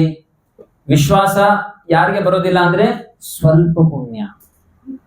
ಯಾರ ಜೀವನದಲ್ಲಿ ಪುಣ್ಯ ಬಹಳ ಕಡಿಮೆ ಇದೆ ಅವ್ರಿಗೆ ಈ ಮೂರು ವಿಷಯದಲ್ಲಿ ವಿಶ್ವಾಸ ಬರೋದಿಲ್ಲ. ಅಂದ್ರೆ ಏನರ್ಥ? ನಾವು ಪುಣ್ಯ ಎಷ್ಟು ಹೆಚ್ಚು ಮಾಡ್ಕೋತೀವಿ ಅಷ್ಟು ವಿಶ್ವಾಸ ಹೆಚ್ಚಾಗ್ತದೆ. ಪುಣ್ಯ ಹೆಂಗೆ ಹೆಚ್ಚು ಮಾಡ್ಕೊಳ್ಳೋದು? ಭಕ್ತಿ ಪುಣ್ಯ ಹೆಚ್ಚು ಮಾಡ್ಕೋಬೇಕು ನಾವು. ಪುಣ್ಯ ಅಂದ್ರೆ ಬರೀ ಬೇರೆಯವ್ರಿಗೆ ಅನ್ನ ನೀಡೋದು ಅಥವಾ ಏನೋ ಒಂದು ಸಹಾಯ ಮಾಡೋದು, ಇದು ಪುಣ್ಯ ಹೌದು, ಆದ್ರೆ ಇದು ಭೌತಿಕ ಪುಣ್ಯ. ಆದ್ರೆ ಭಕ್ತಿಯಲ್ಲಿ ನೀವು ಗಂಭೀರ ಆಗ್ಬೇಕಂದ್ರೆ ಭಕ್ತಿ ಪುಣ್ಯಗಳನ್ನ ಹೆಚ್ಚು ಮಾಡ್ಕೋಬೇಕು. ಭಕ್ತಿ ಪುಣ್ಯ ಹೆಚ್ಚು ಹೆಂಗ್ ಮಾಡ್ಕೊಳ್ಳೋದು? ನಾವು ಪ್ರಭುಪಾದರು ಏನ್ ಹೇಳಿದಾರಲ್ಲ ಅದನ್ನ ಜಸ್ಟ್ ಪಾಲನೆ ಮಾಡಬೇಕು. ಪ್ರಭುಪಾದರು ಏನ್ ಹೇಳಿದ್ದಾರೆ? ದಿನ ನಾವು ಹರೇ ಕೃಷ್ಣ ಮಂತ್ರ ಜಪ ಮಾಡಬೇಕು, ಮತ್ತೆ ವಾರದಲ್ಲಿ ಒಂದು ಸಲ ಅರ್ದು ಈ ತರ ಸತ್ಸಂಗದಲ್ಲಿ ಬಿಡದೆ ಬರಬೇಕು. ಸೊ ಒಂದು ಸಂಡೇ ಬರ್ತಾರೆ, ಇನ್ನೊಂದು ಸಂಡೇ ಜನ ಬರೋದಿಲ್ಲ. ಪ್ರಭುಜಿ ಏನಾಯ್ತು ನೀವು 2 ವಾರ ಬಂದಿಲ್ಲ? ಪ್ರಭುಜಿ ಸ್ವಲ್ಪ ಬೇರೆ ಬೇರೆ ಕೆಲಸ ಬಂದ್ಬಿಡ್ತು, ಬಹಳ ಬಿಸಿ ಆಗಿದ್ದೆ. ಬಿಸಿ, ಹೌದಾ? ತುಂಬಾ ಬಿಸಿ ಆಗ್ಬಿಡ್ತೀವಿ ನಾವು. ಸೊ ಈ ತರ ನೋಡಿ, ಅವ್ರಿಗೆ ಕೇಳಿ ಪ್ರಭುಜಿ ನೀವು 3 ಹೊತ್ತು ಊಟ ಮಾಡಿದ್ರಾ? ಪ್ರಭುಜಿ ಅದು ಮಾಡ್ಲೇಬೇಕಲ್ಲ, ಬಿಸಿ ಆಗಿದ್ರಲ್ಲ. ಎಷ್ಟು ಬಿಸಿ ಆಗಿದ್ರು ಕೂಡ ನಾವು ಊಟ ತಪ್ಪಿಸ್ತೀವ? ಇಲ್ಲ. ಸ್ನಾನ ಮಾಡೋದು ತಪ್ಪಿಸ್ತೀವ? ಇಲ್ಲ. ಅಥವಾ ಮಲ್ಕೊಳ್ಳೋದು, ನಿದ್ದೆ करते हैं ना, 3 बार तो प्रसाद लेते हैं मिनिमम, मैक्सिमम 5 बार शायद, मिनिमम तो 3 बार है ना. और क्या करते हैं हम? नींद लेते हैं कि नहीं? स्नान करते हैं कि नहीं? ये सब करते हैं ना. बहुत बिजी हो गया प्रभु जी, 3-4 दिन से खाया नहीं, ऐसा कोई है? हाँ, मोबाइल पूरा दिन मोबाइल ऑनलाइन रहता है, ऑन रहता है, व्हाट्सएप फेसबुक सब चलता है, लेकिन क्या नहीं चलता? सत्संग में अटेंडेंस नहीं चलता. प्रभु जी कहाँ गए? बहुत बिजी हो गया. तो इस तरह से हम भक्ति करेंगे तो श्रद्धा कैसे आएगा? श्रद्धा नहीं आएगा. तो भक्तिमय कार्यों को करने से, दोबारा करने से तब श्रद्धा उत्पन्न होती है, वरना नहीं होती. ठीक है? तो भक्तों का संग अति आवश्यक है.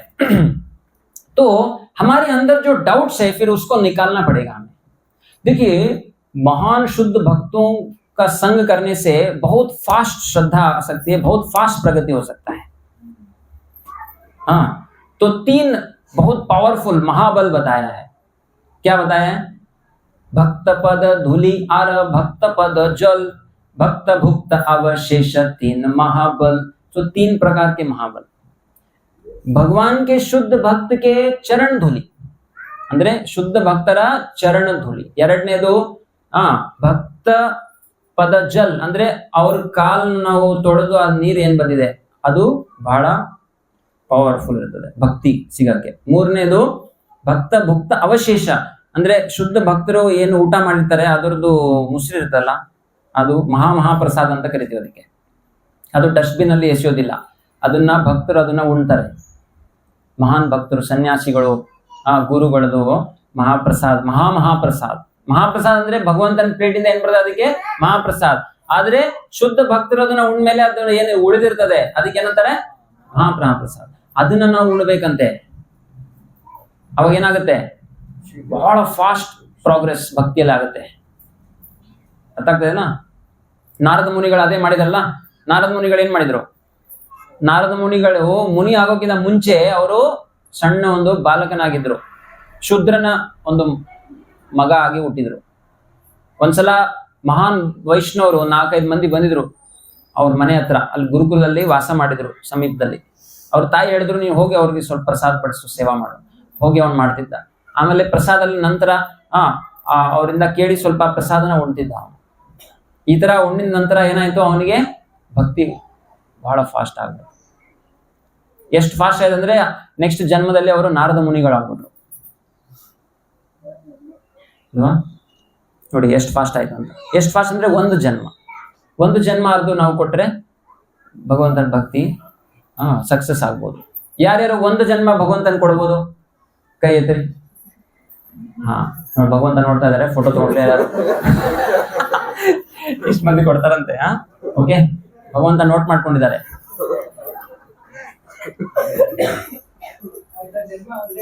ಅರ್ಧ ಜನ್ಮ ಆಲ್ರೆಡಿ ಆಗಿದೆ. ಹೌದು.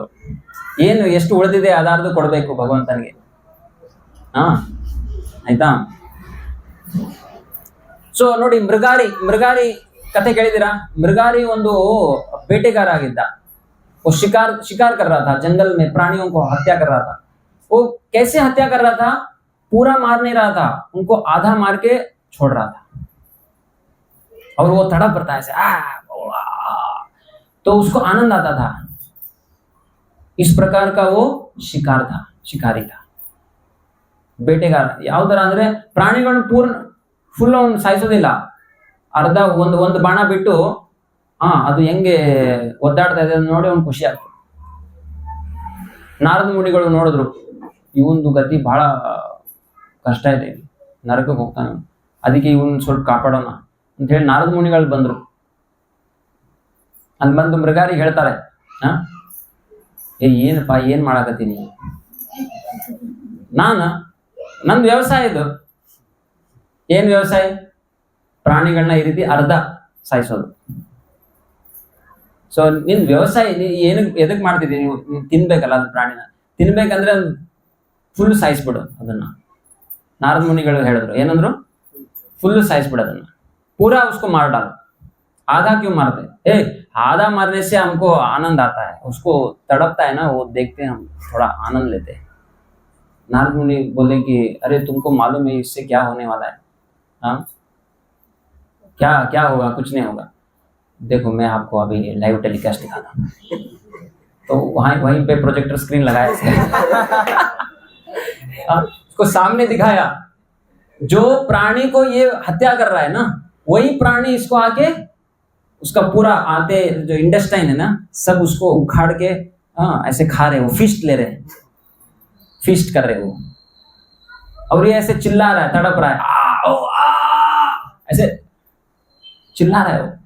और ये सब प्राणी लोग जो वहां पे थे ना, वही प्राणी लोग ऐसे सीन. वो बोले नरक में ऐसा आपका फ्यूचर होने वाला है, ऐसा प्लेसमेंट होगा आपका नरक में. जॉब प्लेसमेंट कहाँ पे? नरक में. तो बोला अरे अरे अरे ऐसा होने वाला है क्या? मुझे मालूम नहीं था. मुझे क्या मालूम नहीं था. वो अज्ञान में था. वो अज्ञा है ना, वो अज्ञान में था. उसको मालूम नहीं था कि ऐसे होगा आगे. ऐसे देखो इस जगत में इतने सारे लोग हैं. प्रभुपाद बोलते हैं 99.99% ಅಂದ್ರೆ 99.99% ಜನ ಈ ರೀತಿ ಅಜ್ಞಾನದಲ್ಲಿದ್ದಾರೆ. ಜನ ಅವ್ರಿಗೆ ಗೊತ್ತೇ ಇಲ್ಲ ಭವಿಷ್ಯದಲ್ಲಿ ಏನಾಗುತ್ತೆ, ನಾವು ಆತ್ಮ ಅಂತಾನು ಗೊತ್ತಿಲ್ಲ ಅವ್ರಿಗೆ. ಸೊ ಅವ್ರಿಗೆ ಇದು ಪುನರ್ಜನ್ಮ ಅನ್ನೋದು ಗೊತ್ತಿಲ್ಲ, ನರಕ ಇದೆ, ಏನು ಗೊತ್ತಿಲ್ಲ, ಅವ್ರು ಅಜ್ಞಾನದಲ್ಲಿದ್ದಾರೆ. ಮೊನ್ನೆ ನಾನು ಎಳ್ನೀರು ಕುಡಿತಾ ಇದ್ದೆ ಒಂದು ಅಂಗಡಿಯಲ್ಲಿ ಕುತ್ಕೊಂಡು. ಅವನು ಇದು ಹಾಕೋತಾರಲ್ಲ ಪಾನ್ ಅಲ್ಲ, ಗುಡ್ಕಾ.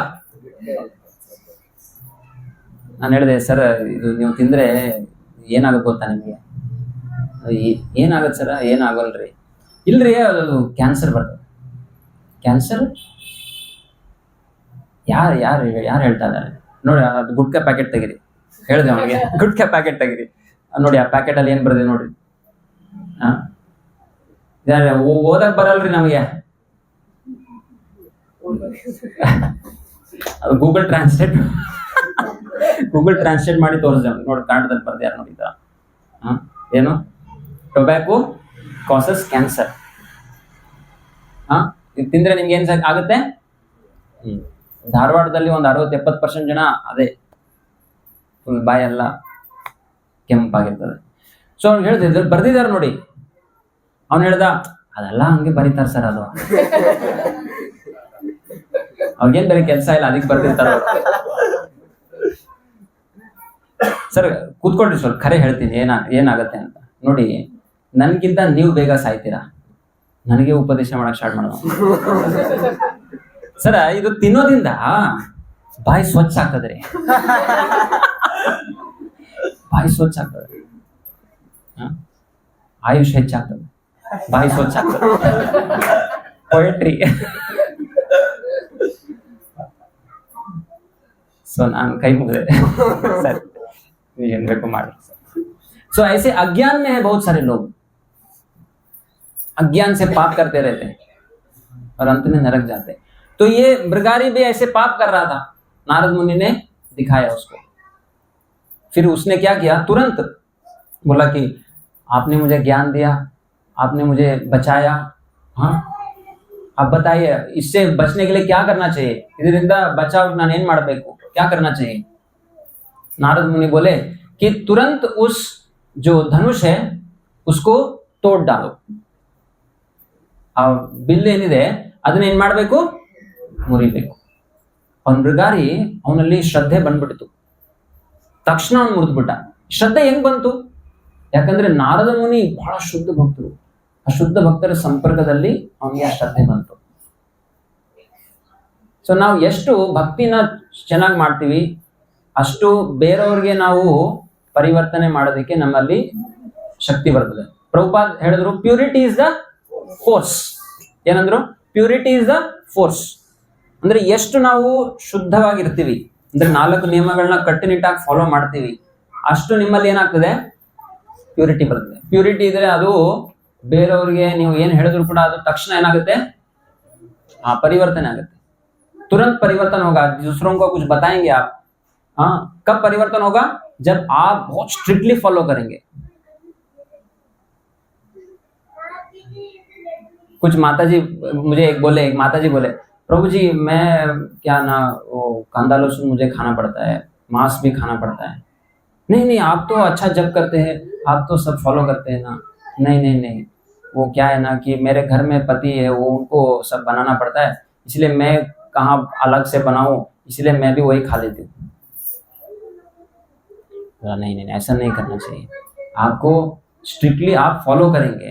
और मैं बोला कि आप बताओ ना, फिर आपको तो मालूम है भक्ति करना चाहिए, ये अच्छा है वो बुरा है, आपको मालूम है, ನಿಮ್ಗೆ ಗೊತ್ತಲ್ಲ, ನೀವು ನಿಮ್ಮ ಗಂಡರಿಗೆ ಹೇಳ್ರಲ್ಲ ಇದು ಮಾಡಬಾರ್ದು, ಇದು ತಪ್ಪು, ಇದು नहीं मैं बोलती हूँ लेकिन वो सुनते नहीं.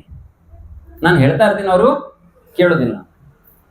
ಈ ತರ ಯಾಕಾಗತ್ತೆ ಅಂದ್ರೆ ನಾವು ನಮ್ಮ ಭಕ್ತಿಯಲ್ಲಿ ಬಹಳ ವೀಕ್ ಇದೀವಿ, ಸ್ಟ್ರಿಕ್ಟ್ ಇಲ್ಲ ನಾವು. ಅದಕ್ಕೆ ಅವರು ಕೂಡ ಅನ್ಕೋತಾರೆ, ಇವ್ರು ಭಕ್ತಿ ಮಾಡೋದಾರೆ, ಇವರು ಕೂಡ ಎಲ್ಲ ಉಣ್ತಾರೆ, ಏನ್ ರೂಲ್ಸ್ ಇಲ್ಲ ಇವ್ರದ್ದು, ನಾವು ಯಾಕೆ ಮಾಡೋಣ? ये भी नॉर्मल करते हैं ना, हमारे जैसे खाते हैं सब, चैंटिंग भी करते हैं, मुझे क्यों फिर करना चाहिए? तो वो भी नहीं करेंगे. तो इसलिए हमको देखना चाहिए कि हम स्ट्रिक्टली फॉलो करें. ನಾವು ಸ್ಟ್ರಿಕ್ಟ್ ಆಗಿ ಫಾಲೋ ಮಾಡಿದ್ರೆ ಅವಾಗ ನಮ್ದು ಸ್ಟ್ರಿಕ್ಟ್ನೆಸ್ ನೋಡಿ ಅವರು ಕೂಡ ಭಕ್ತಿಯಲ್ಲಿ ಏನ್ ಮಾಡ್ತಾರೆ? ಮುಂದುವರಿತಾರೆ. ಇವು ಇಷ್ಟು ಮಾಡಕತ್ತಾರೆ, ಇದರಲ್ಲಿ ಏನೋ ಒಂದು ಇರಬೇಕು, ಅವ್ರಿಗೆ ವಿಶ್ವಾಸ ಬಂದ್ಬಿಡುತ್ತೆ. ಇವ್ರು ಹೆಂಗೆ ಇಷ್ಟು ಮಾಡಕತ್ತಾರ ಇವರು ಇಷ್ಟು ದಿನದಿಂದ, ಹಾ ಇಷ್ಟು ವರ್ಷದಿಂದ ಏನೋ ಒಂದು ಇರ್ಬೇಕು ಇದ್ರಲ್ಲಿ. ಒಬ್ರು ಫಾದರ್ ಹಿಂಗೆ ಆದ್ರು ಡಿವೋಟಿ, ಮಗ ಬಹಳ ಸ್ಟ್ರಿಕ್ಟ್ ಆಗಿ ಬ್ರಹ್ಮಚಾರಿ ಆಗಿ ಫುಲ್ ಸ್ಟ್ರಿಕ್ಟ್ ಆಗಿ ಫಾಲೋ ಮಾಡ್ತಿದ್ದ. ಆಮೇಲೆ ಅವ್ರ ತಂದೆ ಡಿವೋಟಿ ಆಗ್ಬಿಟ್ರು. ತಂದೆ ಕೇಳಿದ್ವಿ, ನೀವು ಹೆಂಗ್ ಡಿವೋಟಿ ಆದ? ನನ್ನ ಮಗ ಇಷ್ಟು ಮಾಡಕತ್ತಾನ ಇಷ್ಟು ವರ್ಷದಿಂದ, ಅಂದ್ರೆ ಅದ್ರೊಳಗೆ ಏನೋ ಇದೆ. ಇಲ್ಲಾಂದ್ರೆ ಹೆಂಗ್ ಮಾಡಕ್ ಸಾಧ್ಯ ಇಷ್ಟು ವರ್ಷ? ಅವ್ನಿಗೇನೋ ಒಂದು ಆನಂದ ಸಿಗ್ತಾ ಇದೆ. ದೊಡ್ಡ ದೊಡ್ಡ ಕಾಲೇಜಿಂದ ಪಾಸ್ಔಟ್ ಆಗಿ ಎಲ್ಲ ಲಕ್ಷಾಂತರ ರೂಪಾಯಿ ಅವ್ನ ಸ್ಯಾಲರಿ ಇತ್ತು, ಅದೆಲ್ಲ ಬಿಟ್ಟು ಈಗ ಬ್ರಹ್ಮಚಾರಿ ಆಗಿ ಒಂದು ಮಾಡಕತ್ತ ಇಷ್ಟು ವರ್ಷ ಮಾಡ್ತಾ ಇದ್ದಾನೆ, ಅಂದ್ರೆ ಅದ್ರೊಳಗೆ ಏನೋ ಇದೆ. ಹೌದಾನೆ? ಸೊ ಈ ರೀತಿಯ ಅವರಲ್ಲಿ ವಿಶ್ವಾಸ ಬರ್ತದೆ. ಯಾವಾಗ ನಾವು हम जब स्ट्रिक्टली फॉलो करेंगे तब हमको देख के उनको भी थोड़ा परिवर्तन होता है। समझ रहे हैं? ये बात है। तो समय हो गया है, ठीक है? किसी का कुछ प्रश्न है? हाँ हाँ बराबर, कुछ प्रश्न नहीं प्रभु जी, बहुत बढ़िया प्रवचन है ना, बहुत अच्छा। हाँ प्रभु जी, गोविंद प्रभु वो पूरा नवलगुन को हिला रहे पूरा ऐसे बुक डिस्ट्रीब्यूशन करके, है ना? एक क्वेश्चन है, ग्रस्त लोग जो हम कहते हैं, मैं भी ग्रस्त हूँ, ग्रस्त रहते हैं, तो लक्ष्य क्या चाहिए? तो लक्ष्य क्या रहना है ग्रस्त में? हम जो भक्ति भी करना है, काम भी करना है, तो काम 50% करना है क्या? तो वो मेरे को थोड़ा कंफ्यूज हो रहा है, लक्ष्य कैसा रहना? बहुत अच्छा प्रश्न, बहुत बहुत धन्यवाद प्रभु जी। तो भक्ति में सबका लक्ष्य एक ही है। भक्ति में जो गंभीर भक्त है उन सबका लक्ष्य, ಎಲ್ಲರದು ಲಕ್ಷ್ಯ ಒಂದೇ ಇದೆ. ಏನು? ಲಕ್ಷ ರೂಪಾಯಿ ಗಳಿಸೋದು. ಲಕ್ಷ್ಯ ಒಂದೇ ಇರಬೇಕು, ಏನಂದ್ರೆ ಭಗವಂತನ ಪ್ರಾಪ್ತಿ. ಈ ಮನುಷ್ಯ ಜನ್ಮ ಯಾಕೆ ಕೊಟ್ಟಿದ್ದಾರೆ? ಭಗವಂತನ ಪ್ರಾಪ್ತಿಗೋಸ್ಕರ, ಭಗವಂತನ ದಾಸರಾಗೋದಕ್ಕೆ. ಹೌದಲ್ಲ? ಬೃಂದದಾಸಲ್ಲ ಅವ್ರು ಹೇಳಿರೋದು. ಏಸು ಕಾಯಂಗಳ ಕಳೆದು 84 ಲಕ್ಷ ಜೀವ ರಾಶಿಯನ್ನು ದಾಟಿ ಬಂದ ಈ ಶರೀರ ನಾನಲ್ಲ ಅಲ್ಲ ಆಸೆ ಬರವಲ್ಲ. ಮತ್ತೆ दासनागो विशेषनाग। विशेष अब मतलब विशेष कब होंगे, स्पेशल कब होंगे? जब हम दास बनेंगे भगवान का। दासना विशेष। तो हम सब यहाँ पे क्यों आए हैं? दास बनने के लिए आए हैं, बॉस बनने के लिए नहीं। हम बॉस बनने के लिए नहीं आ रहे, दास बनने के लिए आ रहे हैं। तो ये हमारा उद्देश्य है। तो बाहरी तौर से कोई गृहस्थ हो सकता है, कोई ब्रह्मचारी हो सकता है, कोई कुछ भी हो सकता है, लेकिन अंदर से हमारा लक्ष्य क्या होना चाहिए? भगवान का दास बनना। तो भगवान को भक्ति करने के लिए जो हमको अनुकूल होता है वो हमें करना चाहिए, ठीक है? यदि गृहस्थ है तो हमें सोचना चाहिए कि कैसे मैं मिनिमम टाइम जॉब को देकर, जो आवश्यक, अति आवश्यक है घर चलाने के लिए, वो मैं पालूं, है ना? और उतने में मैं काम चलाऊं और ज्यादा समय में भक्ति के लिए दूं। अभी आजकल क्या लोग, एक डिवोटी से मैं बात कर रहा था, वो बोला कि प्रभु जी मुझे जप के लिए समय नहीं मिलता। तो क्यों, क्या हो गया? भगवान ने 24 घंटा दिया, उसमें 2 घंटा जप करना है। वो तो 26 घंटा करो नहीं बोल रहे ना, 24 आवर में 26 आवर जप करो करके नहीं बोल रहे ना, तभी वो बोल सकते हैं कि संभव नहीं है। लेकिन 24 आवर में सिर्फ 2 आवर या 1 आवर, नया डिवोटी तो 1 आवर करो, आधा घंटा करो जब, अष्ट ಮಾಡಿ। और ಹೇಳಿದ್ರು ಪ್ರಭುಜಿ वो मेरा जॉब है ना, 16 आवर जॉब होता है, सॉफ्टवेयर 16 आवर्स जॉब। दूसरा ऑप्शन है क्या? हाँ प्रभु, मतलब 9 घंटा भी कर सकता हूँ मैं। फिर करो ना, 7 ತಾಸು ಯಾಕೆ ಹೆಚ್ಚು ಮಾಡ್ತಾರೆ? 9 ತಾಸಲ್ಲೂ ಮಾಡ್ಬೋದು, 16 ತಾಸು ಮಾಡ್ತಾರೆ ಅವರು. ಯಾಕೆ ನೀವು ಅಷ್ಟು ಮಾಡ್ತಿದ್ದೀರಾ? ಅಂದ್ರೆ 9 ತಾಸು ಮಾಡಿದ್ರೆ ನನ್ನ ಪಗಾರು 60,000, 16 ತಾಸು ಮಾಡಿದ್ರೆ ನನ್ನ ಪಗಾರು 1,00,000.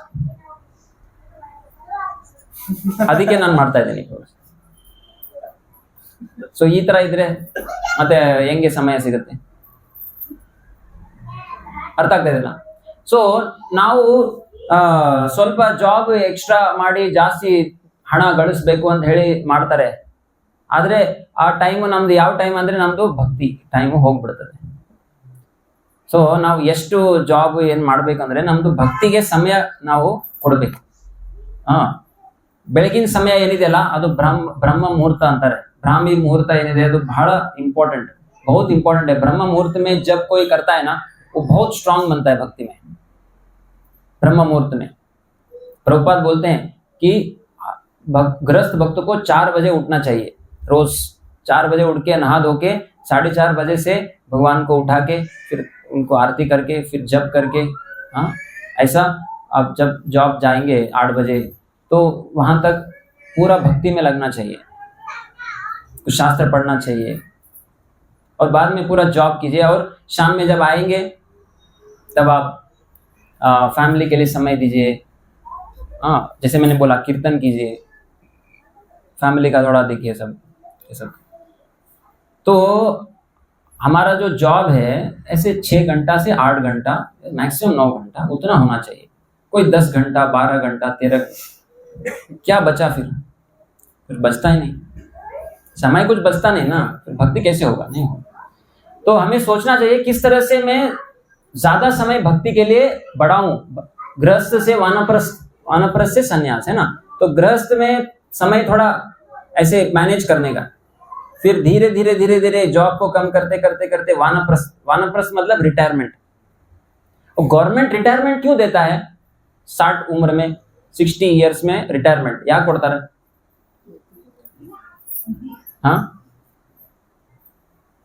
ಇವನ್ ವಯಸ್ಸಾಗಿದೆ, ಇವ್ನು ಏನ್ ಮಾಡೋಂಗಿಲ್ಲ, ಮನೆಗೆ ಹೋಗ್ರಿ, ಮನೆಯಲ್ಲಿ ಸಾಕು, ಕೆಲಸ ಮಾಡಿದ್ ಸಾಕು ಅಲ್ವಾ?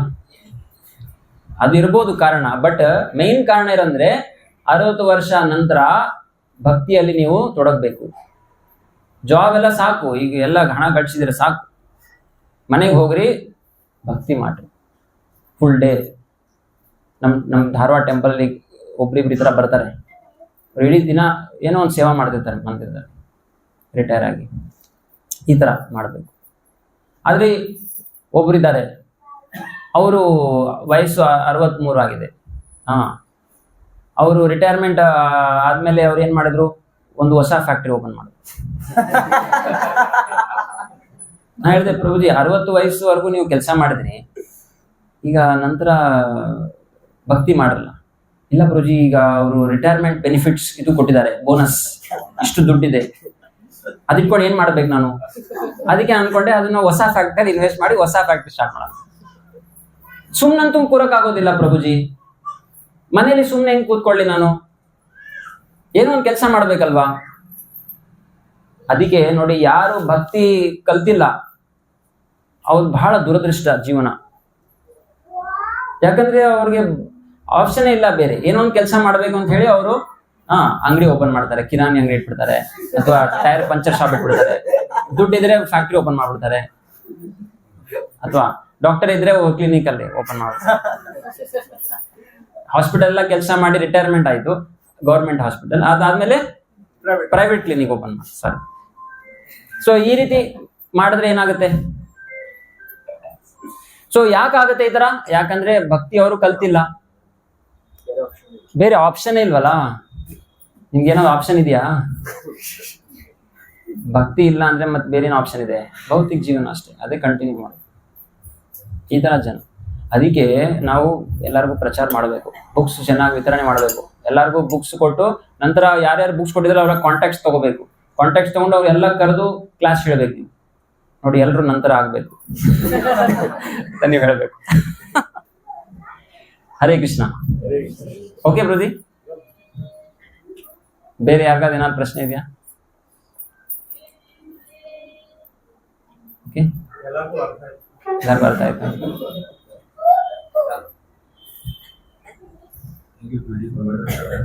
हरे कृष्ण था कि हमारा फेथ बहुत बार ड्रिजल होता है, मतलब स्थिर नहीं रहता है, इसलिए हमको क्या करना चाहिए?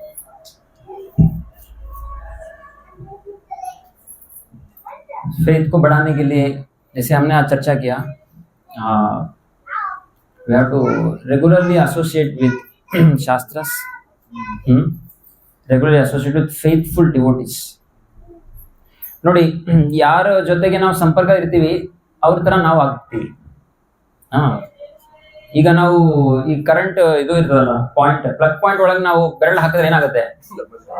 ಶಾಕ್ ಕೊಟ್ಟಿದೆ ಅಂದ್ರೆ ಅದರಲ್ಲಿ 240 ವೋಲ್ಟ್ ಕರೆಂಟ್ ಬರ್ತಾ ಇದೆ. ನಾವು ಮುಟ್ಟಿದ್ರೆ ನಮಗೂ ಅದೇ 240 ವೋಲ್ಟ್ ಹತ್ಬಿಡ್ತದೆ, ಹೌದ್ ತಾನೆ? ಅದೇ ತರ ಈಗ ಕಾಲೇಜಲ್ಲಿ ರೂಮ್ಸ್ ಇರ್ತದೆ, ಹಾಸ್ಟೆಲ್, ಅದರಲ್ಲಿ ನೋಡಿದ್ರೆ ರೂಮ್ ಅಲ್ಲಿ ಒಂದು 50% ಸ್ಪೇಸ್ ಬೆಡ್ ಇರ್ತದೆ, 50% ಸ್ಪೇಸ್ ನಡೆಯೋ ಜಾಗ ಇರ್ತದೆ. ನೀವು ಕಾಲೇಜಿಂದ ಬಂದ್ರಿ, ರೂಮಲ್ಲಿ ನಾಳೆ ಎಕ್ಸಾಮ್ ಇದೆ, ಓದ್ಬೇಕು ಅಂತ ವಿಚಾರ ಮಾಡಿದಿರಾ, ಆದ್ರೆ ಅಲ್ಲೆಲ್ಲ ರೂಮ್ಮೇಟ್ಸ್ ಎಲ್ಲ ಮಲಗಿದ್ದಾರೆ, ಚೆನ್ನಾಗಿ ಹೊರಟೆ ಹೊಡಿದ್ದಾರೆ. ಸೊ ಅವಾಗ ನಿಮ್ಗೆ ಏನ್ ವಿಚಾರ ಬರ್ತದೆ? ಸ್ವಲ್ಪ ಆರಾಮ್ ಮಾಡೋಲ್ಲ, ಫ್ರೆಂಡ್ಸ್ ನೋಡಿ ಆರಾಮಿದ್ದಾರೆ, ನಾವು ಸ್ವಲ್ಪ ಆರಾಮ್ ಮಾಡೋಣ, ಸೊ ಈ ವಿಚಾರ ಬರ್ತದೆ. ಸೊ ಯಾರ ಜೊತೆಗೆ ನಾವು ಅಸೋಸಿಯೇಷನ್ ಮಾಡ್ತೀವಿ ಅದೇ ಪ್ರಕಾರ ನಮ್ದು ಆ ಗುಣಗಳು ಬಂದ್ಬಿಡ್ತದೆ. ಅದಕ್ಕೆ ಶ್ರದ್ಧೆ ಬೆಳೆಸ್ಕೋಬೇಕಂದ್ರೆ ಯಾರು ಶ್ರದ್ಧಾವಂತರಿದ್ದಾರೆ ಅವ್ರ ಜೊತೆಗಿರ್ಬೇಕು. ಎಷ್ಟು ನಾವು ಭಕ್ತರ ಸಂಪರ್ಕ ಮಾಡೋದಿಲ್ಲ, ಭಕ್ತರ ಸಂಘ ಮಾಡೋದಿಲ್ಲ, ಅಷ್ಟು ನಮ್ಮ ಶ್ರದ್ಧೆ ಕಡಿಮೆ ಹಾಕೊಂತ ಹೋಗ್ತದೆ. ಇಲ್ಲಿ ಯೂಟ್ಯೂಬ್ ಅಲ್ಲಿ ಏನೋ ಒಂದು ಲೆಕ್ಚರ್ಸ್ ಅದು ಇದು ನೋಡೋದು, ಅಥವಾ ಈ ಸ್ವಾಮಿ ಆ ಮಠ ಅದು ಇದು ಇಲ್ಲಿ ಅಲ್ಲಿ ಅಡ್ಡಾಡ್ತಾ ಇದ್ರೆ, ಯಾರಿಂದ ನಾವು ಕೇಳ್ತೀವಲ್ಲ ಪ್ರವಚನಗಳು, ಏನ್ ಕೇಳ್ತೀವಿ ಆಧ್ಯಾತ್ಮಿಕ ಜೀವನದ ಬಗ್ಗೆ, ಅದ್ರ ಪ್ರಕಾರ ನಮ್ಮ ಶ್ರದ್ಧೆ ಆಗ್ತದೆ. ನಿಮಗೆ ಕೃಷ್ಣನ ಭಕ್ತಿ ಅರ್ಥ ಆಗ್ಬೇಕು, ಭಗವದ್ಗೀತೆ ಅರ್ಥ ಆಗ್ಬೇಕು, ಶುದ್ಧ ಜೀವನ ಪಾಲನೆ ಮಾಡ್ಬೇಕು, ಹಂಗಂದ್ರೆ ಭಕ್ತರಿಂದ ಕೇಳಬೇಕು. ಯಾರು ಚೆನ್ನಾಗಿ ಪಾಲನೆ ಮಾಡ್ತಾ ಇದ್ದಾರೆ ಎಲ್ಲ ನಿಯಮಗಳನ್ನ, ಅವ್ರ ಜೀವನದಲ್ಲಿ ಪ್ರಾಮಾಣಿಕವಾಗಿ ಅವರು ಭಕ್ತಿ ಪಾಲನೆ ಮಾಡ್ತಾರೆ, ಅವ್ರ ಕಡೆಯಿಂದ ನಾವು ಕೇಳಬೇಕು ಪ್ರವಚನಗಳು, ಪ್ರಭುಪಾದರ ಬುಕ್ಸ್ ಓದ್ಬೇಕು, ಅವಾಗ ಆಗ್ತದೆ. ಎಷ್ಟು ನಾವು ಭೌತಿಕ ಸಂಘದಲ್ಲಿ ಇರ್ತೀವಿ, ಈಗ ನೋಡಿ ಜಾಬ್ ಮಾಡುವಾಗ ಏನಾಗುತ್ತೆ, 9-10 ತಾಸು ಹೊರಗೆ ಭೌತಿಕ ಜಗತ್ತು ಅವ್ರ ಸಂಘದಲ್ಲಿ ನಾವು ಇರ್ತೀವಿ, ಹೌದಲ್ಲ? ಅವಾಗ ಏನಾಗುತ್ತೆ, ನಮ್ದು ಭಕ್ತಿ ವೀಕ್ ಆಗುತ್ತೆ. ಭಕ್ತರ ಸಂಘದಲ್ಲಿ ಇದ್ರೆ ಭಕ್ತಿ ಸ್ಟ್ರಾಂಗ್ ಆಗುತ್ತೆ. ಅಭಕ್ತರ ಸಂಘದಲ್ಲಿ ಎಷ್ಟಿರ್ತೀವಿ ಅಷ್ಟೇನಾಗುತ್ತೆ, ವೀಕ್ ಆಗುತ್ತೆ. ಅದಕ್ಕೆ ನಾವ್ ಏನ್ ಮಾಡ್ಬೇಕಂದ್ರೆ ನಮ್ಮ ಹೃದಯ ಏನಿದೆ ಭಕ್ತರ ಸಂಘದಲ್ಲಿ ಇರಬೇಕು. ಬಾಹ್ಯ ರೂಪದಲ್ಲಿ ನಾವು ನಮ್ ಜಾಬ್ ಮಾಡ್ತೀವಿ, ಆದ್ರೆ ಹಾರ್ಟ್ ಎಲ್ಲಿರ್ಬೇಕು, ನಮ್ ವಿಚಾರ ಇರಬೇಕು. ಯಾವಾಗ ಮುಗಿಸ್ಕೊಂಡು ಓಡಿ ಹೋಗಿ ಸ್ವಲ್ಪ ಪ್ರಭುಪಾದ ಮುಗಿಸೋದು, ಜಪ ಕಂಪ್ಲೀಟ್ ಮಾಡ್ಬೇಕು, ಈ ತರ ವಿಚಾರ ಬರ್ತಿರ್ಬೇಕು. ಸೊ ಆವಾಗ ನಮ್ಮ ಭಕ್ತಿ ಉಳಿತದೆ. ಸೊ ಬಾಹ್ಯ ರೂಪದಲ್ಲಿ ಅವ್ರದ್ದು ಇದು ಫ್ರೆಂಡ್ಶಿಪ್ ಮಾಡ್ತೀವಿ, ಆದ್ರೆ ಹಾರ್ಟ್ ಅಲ್ಲಿ ಇರಬಾರ್ದು. ಐ ಲಾಸ್ಟ್ ಮೈ ಹಾರ್ಟ್ ಇನ್ सत्संग केंद्र हुबली वैसा होना चाहिए. हाँ ठीक है, हरे कृष्ण. आइतो हाँ, श्रील प्रभुपाद की जय.